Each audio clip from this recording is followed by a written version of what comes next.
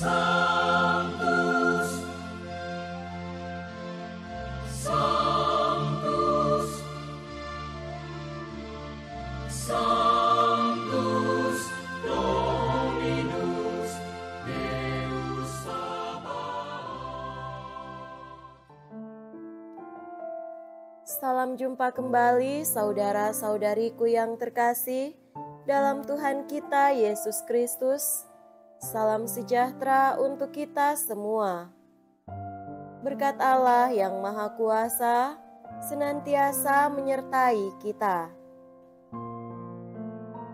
Marilah kita mendengarkan dan merenungkan bacaan-bacaan kitab suci hari Sabtu tanggal 30 Desember tahun 2023. Bacaan pertama dari surat pertama Rasul Yohanes bab 2 ayat 12 sampai 17.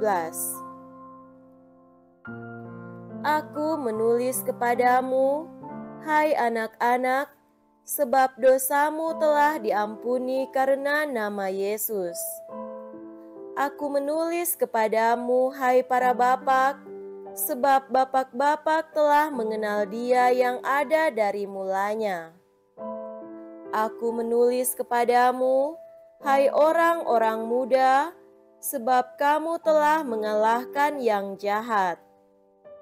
Aku menulis kepadamu, hai anak-anak, sebab kamu mengenal Bapa. Aku menulis kepadamu, hai para bapak, sebab bapak-bapak telah mengenal Dia yang ada dari mulanya. Aku menulis kepadamu, orang muda, sebab kamu kuat dan firman Allah diam di dalam kamu, dan kamu telah mengalahkan yang jahat. Janganlah kamu mengasihi dunia dan apa yang ada di dalamnya. Jikalau orang mengasihi dunia, maka kasih akan Bapa tidak ada di dalam orang itu.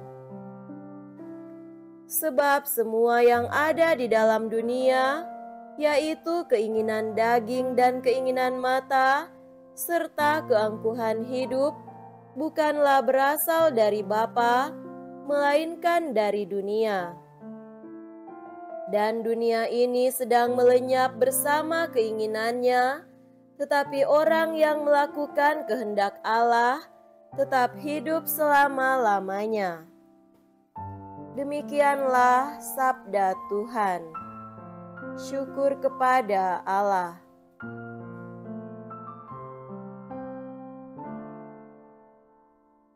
Semoga Tuhan beserta kita sekarang dan selama-lamanya.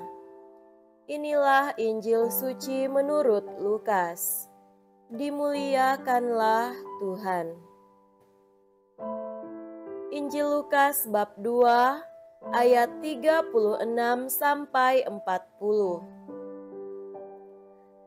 Ketika kanak-kanak Yesus dipersembahkan di bait Allah, ada di Yerusalem seorang nabi perempuan, anak Fanuel dari suku Asher, namanya Hana. Ia sudah sangat lanjut umurnya. Sesudah menikah, ia hidup 7 tahun bersama suaminya, dan sekarang ia sudah janda, berumur 84 tahun. Ia tidak pernah meninggalkan bait Allah, dan siang malam beribadah dengan berpuasa dan berdoa.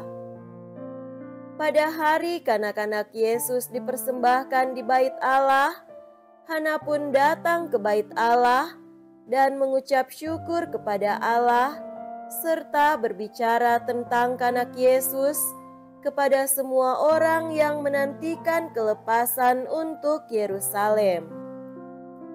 Setelah menyelesaikan semua yang harus dilakukan menurut hukum Tuhan, kembalilah Maria dan Yusuf beserta kanak Yesus ke kota kediaman mereka, yaitu kota Nazaret di Galilea.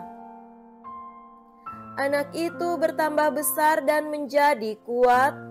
penuh hikmat dan kasih karunia Allah ada padanya. Demikianlah sabda Tuhan. Terpujilah Kristus.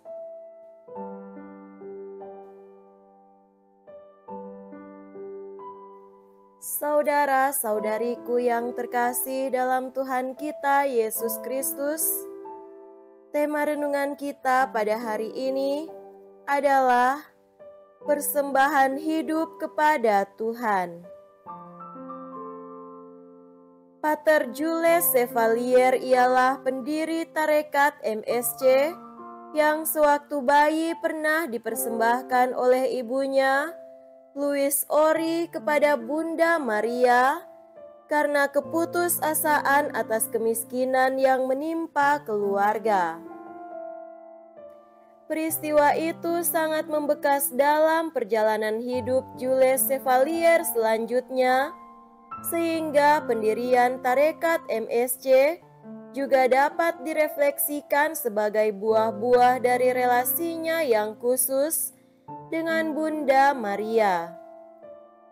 Persembahan kepada Allah melalui Bunda Maria dijawab oleh Allah dengan buah-buah berlimpah dalam kehidupan Pater Chevalier yang kini dihormati sebagai pendiri dari tarekat religius, MSC dan PBHK.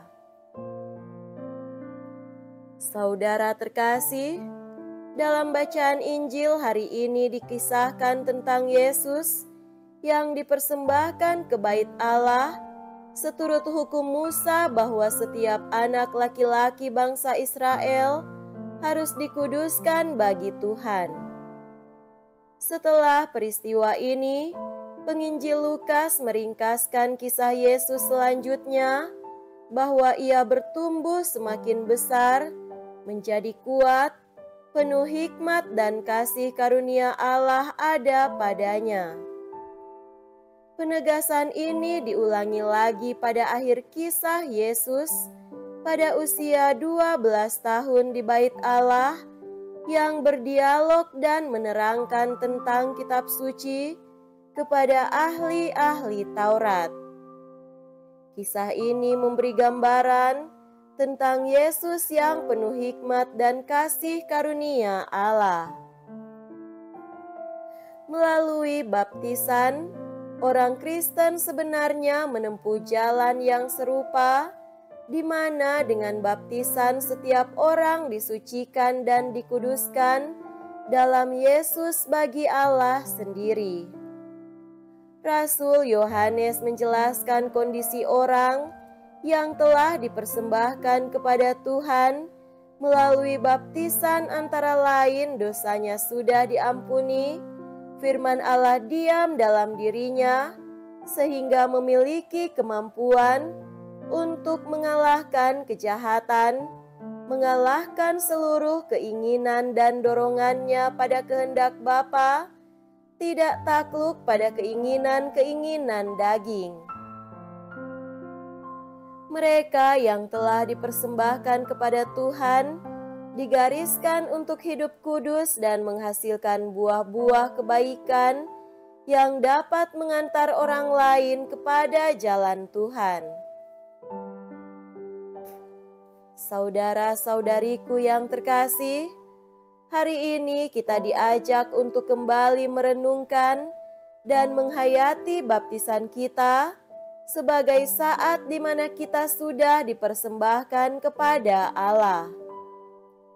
Hidup kita hanya memiliki arah dan nilai ketika kita berada dalam relasi dengan Allah.